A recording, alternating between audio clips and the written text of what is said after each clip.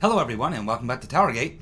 It is TowerGate day number 1008, 1008, January the 8th, 2020, Wednesday. Thank you so much for tuning in. Well, there are a lot of things happening right now. It's about roughly 9 o'clock Eastern Standard Time, 9 o'clock p.m. Eastern Standard Time here on Tuesday evening.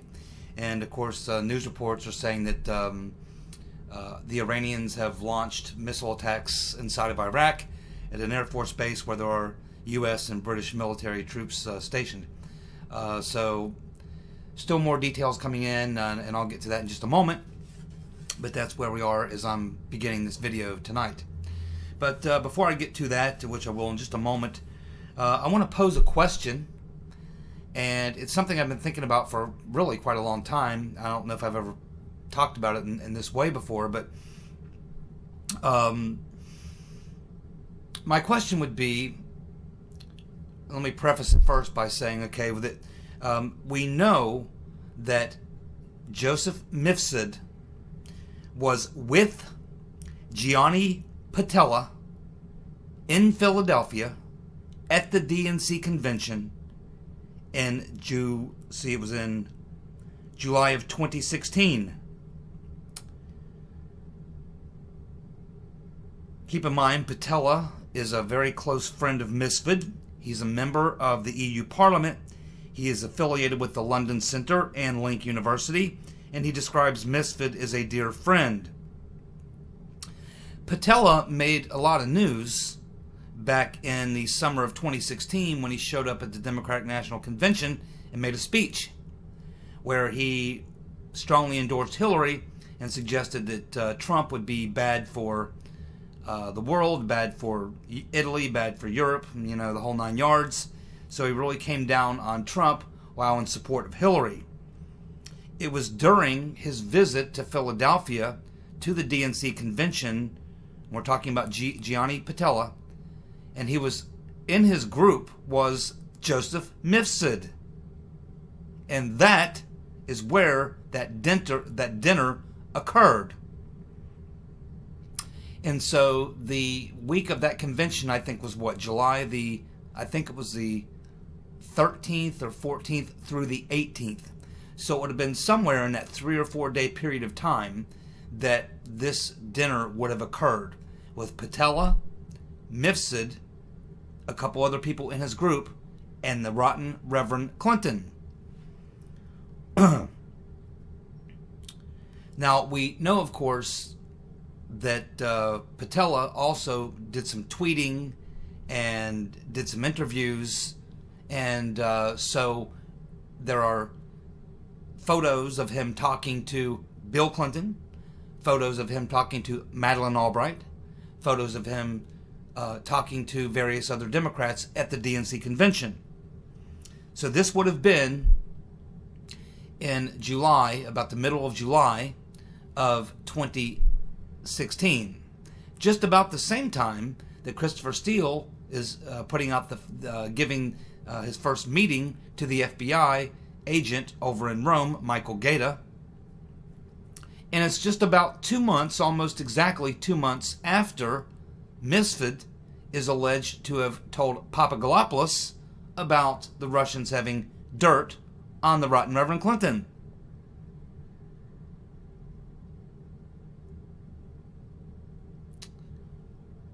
So if you're Joseph Mifsud and you're at a dinner with the rotten Reverend Clinton and a couple of other people, and just 2 months prior, you informed Papadopoulos that the Russians have dirt on Hillary that could be very damaging to her, and and Mifsud claims to be a Clintonian and a friend of Clinton, a member of the Clinton Foundation. We know that Patella knows the Clintons very well. If you're Joseph Mifsud and you're sitting there at the table with the rotten Reverend, wouldn't you take the moment and the time and the opportunity to mention to the rotten Reverend Clinton that you, Joseph Mifsud, was over in Russia 2 months ago and learn that the Russians have damaging information on Hillary, and that you may have mentioned that to someone over in Rome who's working for the Trump campaign. I mean, you certainly would have mentioned it if you're Mifsud, wouldn't you? I mean, if you're Mifsud and you're a supporter of the Right Reverend Clinton, you're at the DNC convention with one of her good friends, Mr. Patella, and a group of other people, you're having dinner, wouldn't you at some point during the dinner walk over to the Right Reverend, if you're Joseph Mifsud, and whisper in her ear, "Hey, I was over in Russia 2 months ago, and I found out that they've got damaging information on you, and they may be looking to do you some damage in this campaign." I mean, certainly if you're Mifsud and you're a big supporter of the Right Reverend, and you're there with a super supporter of the Right Reverend Patella, and you have this information which will be valuable and important for the Right Reverend Clinton to learn about, why would you sit there and not say anything if you're Joseph Mifsud?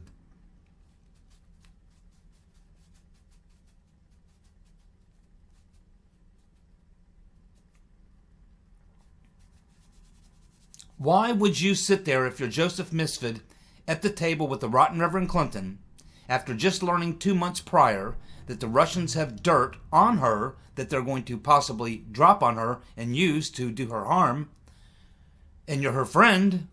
Wouldn't you want to inform her? I mean, you told a low-level player in the Trump campaign just a few weeks earlier, or 2 months earlier. I mean, you told him. Wouldn't you tell the Right Reverend? I mean, you support her. She's your friend. She's a real good friend of your friend. It's important information that she would want to know and would need to know.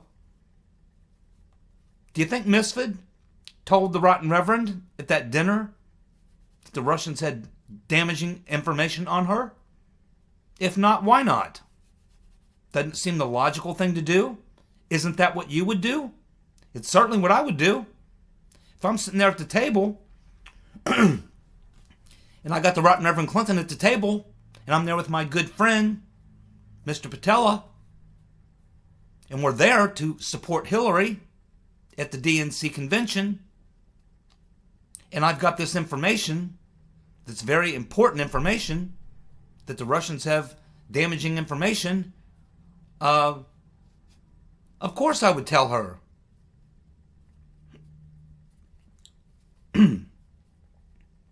Would there be anything that would make Mifsud feel more important than be able to go up and tell Hillary, whisper in her ear, and give her some information nobody else seems to have but him, and now Papadopoulos?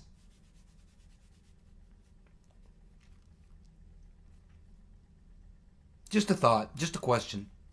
But if I'm John Durham, I would ask the Right Reverend. I would have a conversation with the Right Reverend and say, "Hey, I understand you were at dinner with Mifsud and Patella.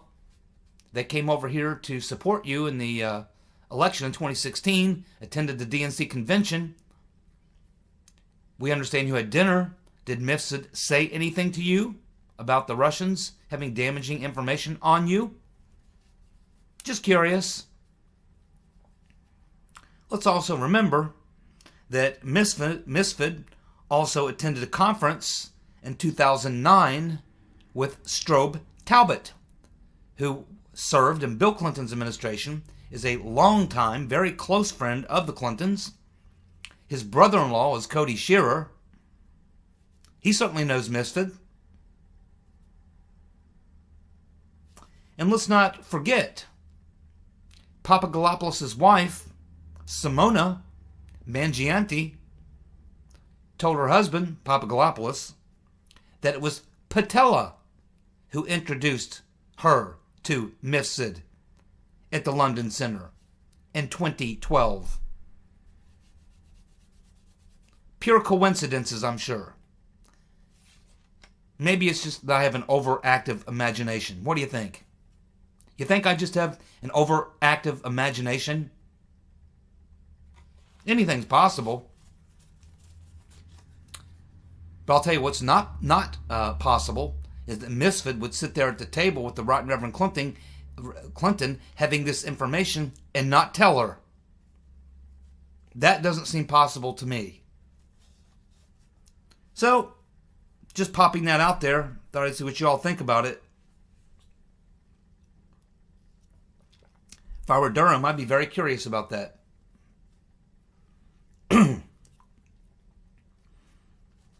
So, did anyone see the video? The video of the absolute meltdown of Ayatollah Khomeini, the supreme leader of Iran? If you have not seen this meltdown, you got to see it. Simply go on YouTube to the Still Report, or Bill Still. Just type in the search box Bill Still or the Still Report, and look at his video, which he posted just a little earlier this afternoon, showing the complete meltdown of Khomeini.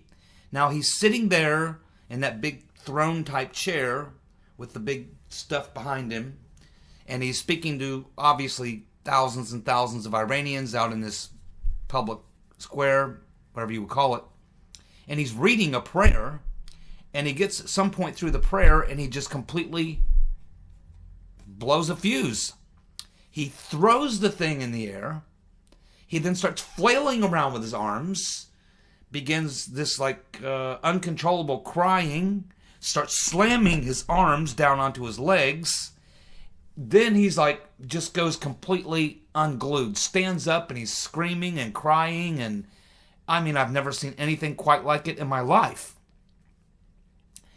A couple, 2 or 3 guys then have to restrain him.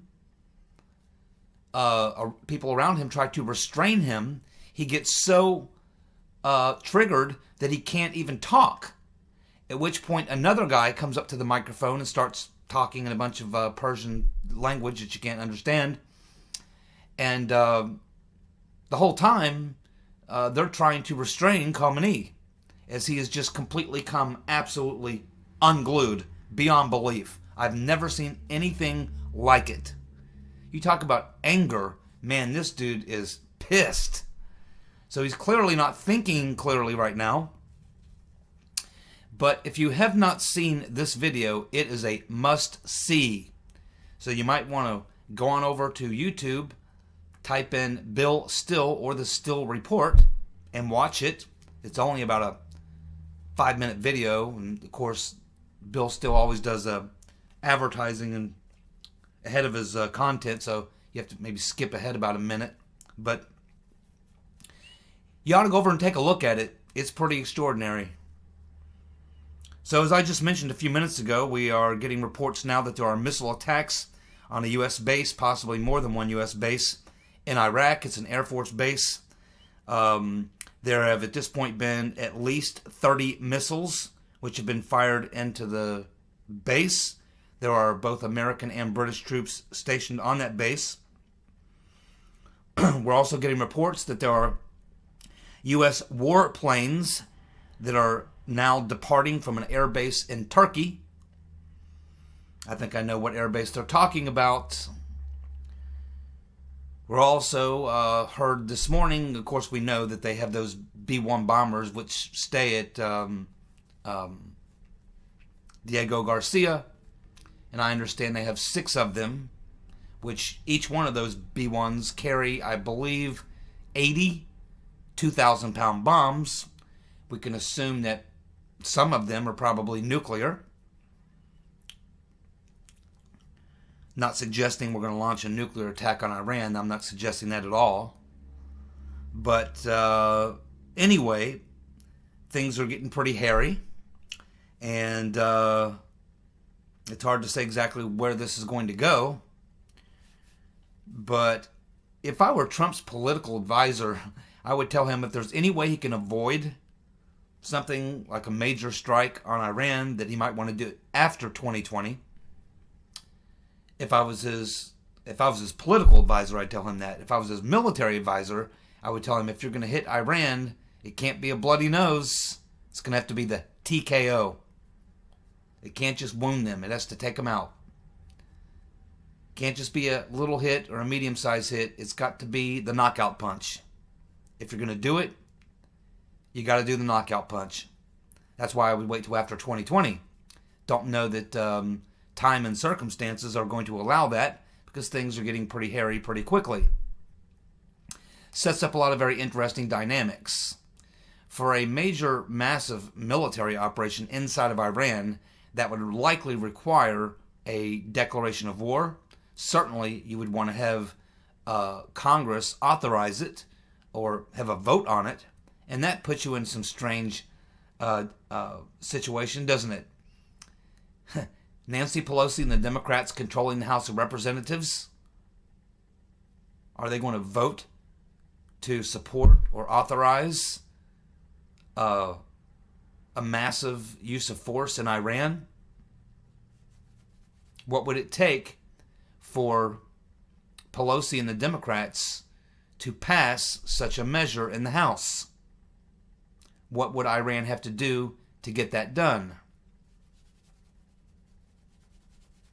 And is it possible that Obama, John F. and Kerry, who by the way served in Vietnam, along with the Right Reverend Clinton, is it possible that their acolytes, their buddies, are in contact with the Iranians, coaching them on the political maneuvers they may want to use to win in this confrontation? Pompeo's suggestion that the other day at the news conference certainly suggests that Kerry's people, formerly Obama's people, prior to that Hillary's people, are in regular contact with the Iranians, meet with them and talk with them regularly, and advise them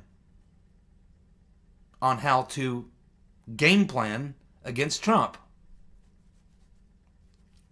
I'm sure that Kerry and his friends are burning up the phone lines in Tehran right now, probably telling them or advising them on how they might wade through these political waters to gain advantage. And I would probably have to assume at this point that Pompeo and people at the State Department are probably paying attention to this and maybe wanting to know what Kerry and his people are doing, and if they are in fact communicating with the Iranians. You see, there's a lot of sticky wickets here. There's a lot of problems here. So I am not sure exactly what's going to happen. All I can say is that if I were his political advisor, I would tell Trump, try to hold on until after 2020 if you're going to do something. Maybe you have a Republican Congress at that point. But if Iran does something to escalate, to kills an American, whatever it takes, crosses Trump's line, and if you do have to hit him, you better do the knockout punch. And of course, as I just mentioned, how's all that going to take place politically? Because you're almost certainly going to need some sort of a resolution in the House. What would it take for the Democrats to get behind a large-scale military attack on Iran? And what are the politics involved for the Democrats? If the Iranians kill an American or a couple of Americans in the process of launching these missile attacks and things, are the Democrats going to not give their authorization for Trump to take action? Are they going to try to block him from retaliating and defending our interests overseas and to protect the lives of our servicemen? Because if the Iranians realize that they can attack Americans and kill them in Iraq or wherever else they are, and that the Democrats will provide the cover for them by not allowing the authorization to retaliate to happen, that gives a very big advantage to the Iranians. And that's what someone like John F. and Kerry would likely be telling the Iranians. See how much fun this is? Told you, it's a sticky wicket.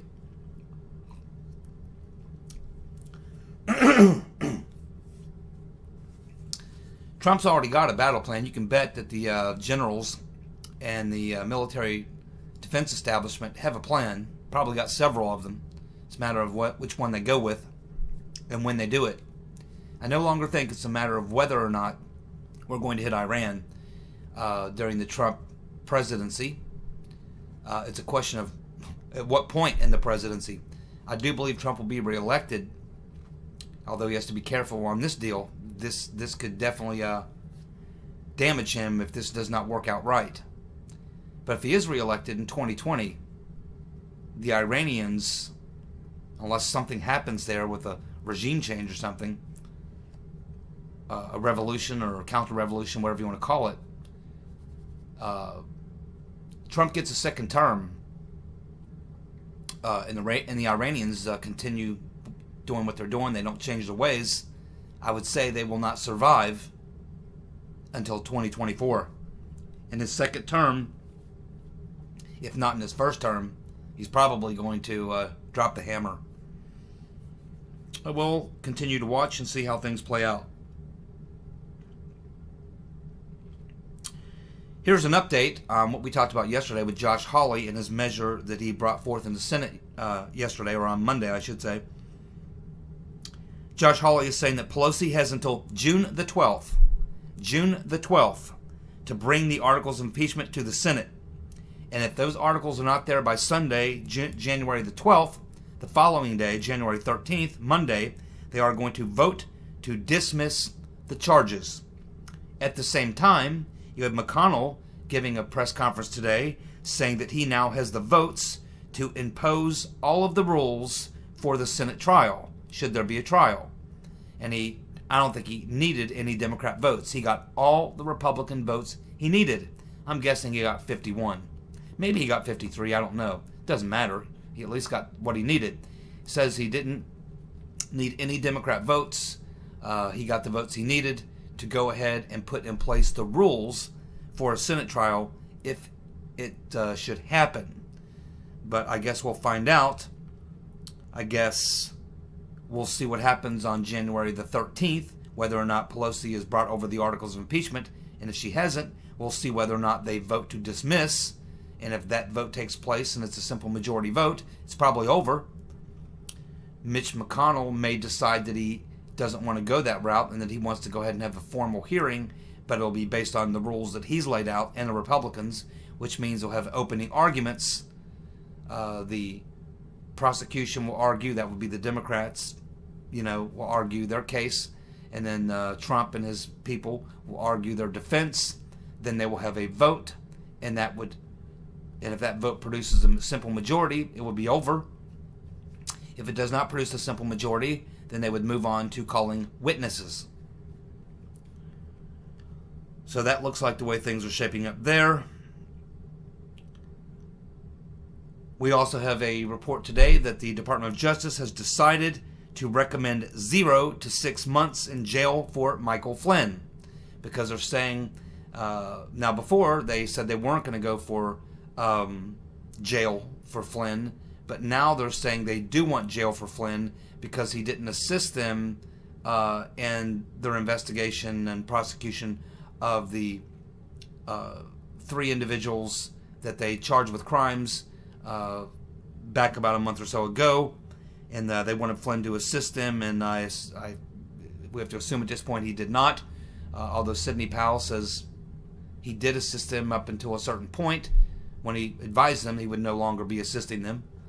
So nothing changed from the previous hearing till what happened yesterday, except for the DOJ changed their mind and decided that they're going to go 0 to 6 months in jail for Flynn. I'd be very surprised if Flynn gets any jail time. So we'll just have to wait and see how that plays itself out. Here's some very good news. The Commie News Network, CNN, has settled out of court their lawsuit with Mark Sandman, the MAGA hat wearer who was harassed by Democrats and then abused by the left-wing media. As you know, his attorney had filed an $800 million lawsuit against CNN, the Washington Post, and NBC. Now, this particular case settlement just CNN alone has decided to settle. And this has been confirmed. They're not giving the dollar amount. But I can assure you that Mr. Sandman is now a very rich Sandman. Very rich. I'm sure that we're talking in the millions of dollars, probably tens of millions of dollars, that it cost CNN to settle this lawsuit.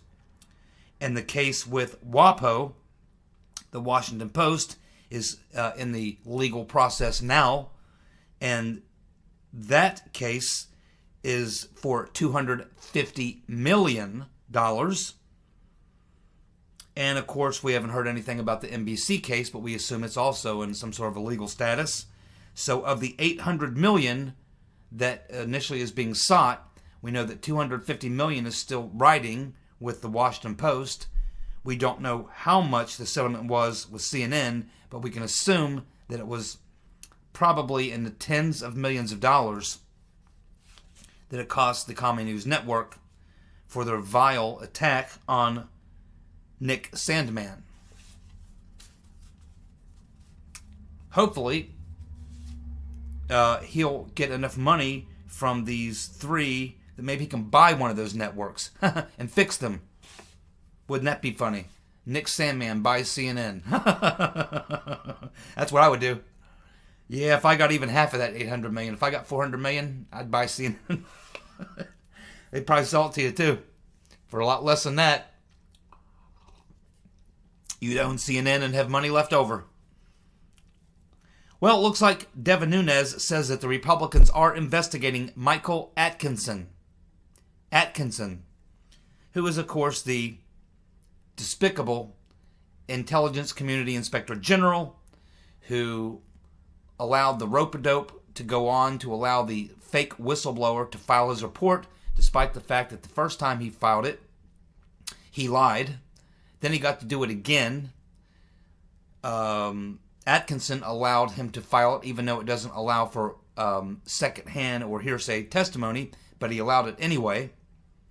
He did a lot of things that are very unusual, and that's the main reason he's being investigated by the House Republicans, and I assume he's probably fallen into Durham's, crosshairs as well.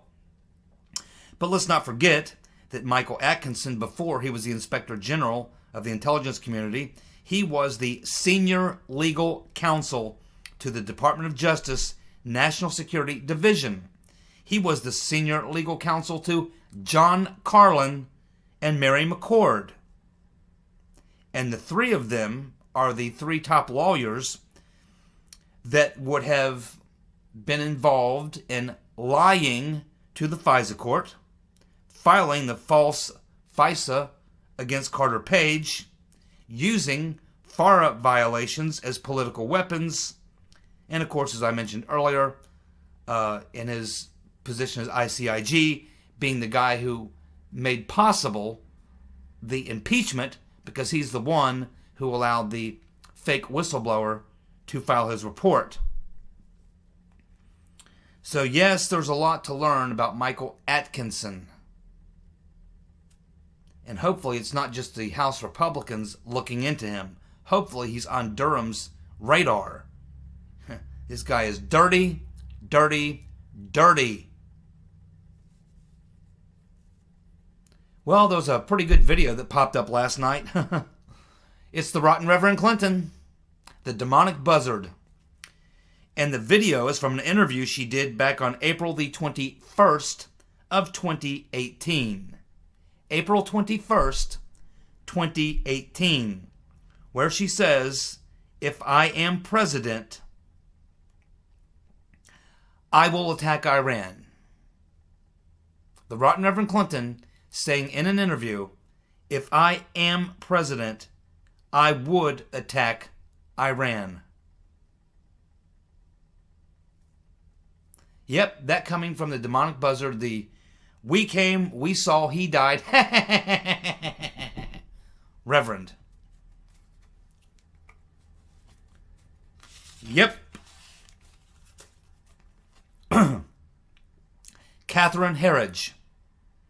Catherine Herridge is reporting that McCabe's notes from his meeting with Comey in July of 2016 say that he learned from Comey that another agency had briefed Obama on intelligence suggesting that Russia was working in favor of Trump in 2016. And of course, this would have been before the FBI officially opened the Crossfire Hurricane investigation, counterintelligence investigation. So here's Catherine Herridge just telling us that she's got McCabe's notes, and in his notes he's describing a meeting with Comey in July of 2016, and he's saying in those notes that it was in that meeting with Comey that he found out that Comey had been briefed by another agency. We're talking about the CIA, I'm sure. Had briefed, Comey saying he was briefed by another agency on the Russians working in favor of Trump in 2016.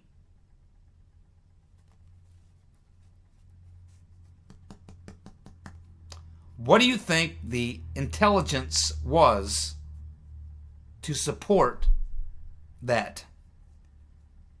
The only thing we know about in July of 2016 that was out there, besides this crazy thing that Brennan talks about from Estonia, where the Estonians picked up some phone call alleging that the Russians were raising money to help Trump, but nothing about interfering in the campaign, the election, or anything like that. The only thing that was out there at that time would have been the so-called Steele dossier, or those proto-dossiers put together by Confusion GPS and Nellie and Hillary's henchmen, Blumenthal and Shearer. That's interesting, don't you think? I'm sure it's very interesting to Mr. Durham.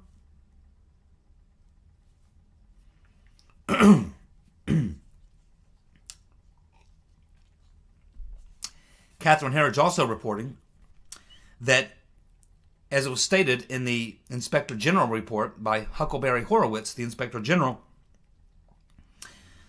that he could not find, well, her exact wording is that Inspector General Huckleberry Horowitz said in the IG report that he found an absence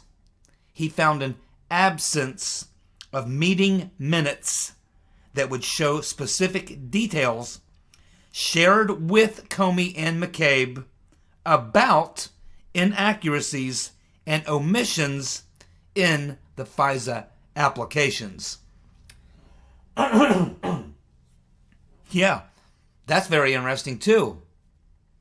Because after they filed these FISA applications, then they learn, and we now know this from the IG report, that in January of 2017, they now know that all that stuff that they used to file the FISAs was BS.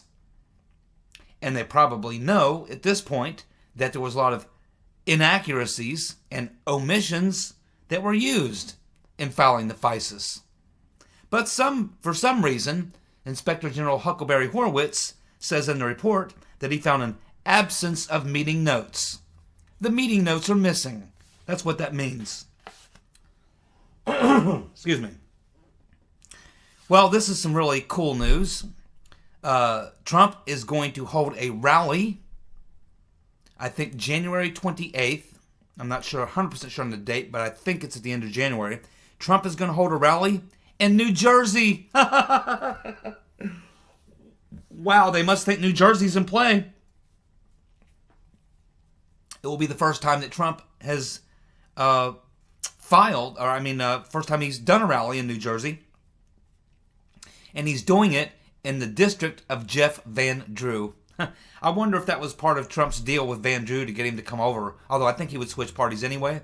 But I think Trump probably said, since you did switch parties, that's a pretty bold move. You know what I'm going to do to help you out, to see if I can help you get reelected as a Republican. I'm going to do a rally in your district.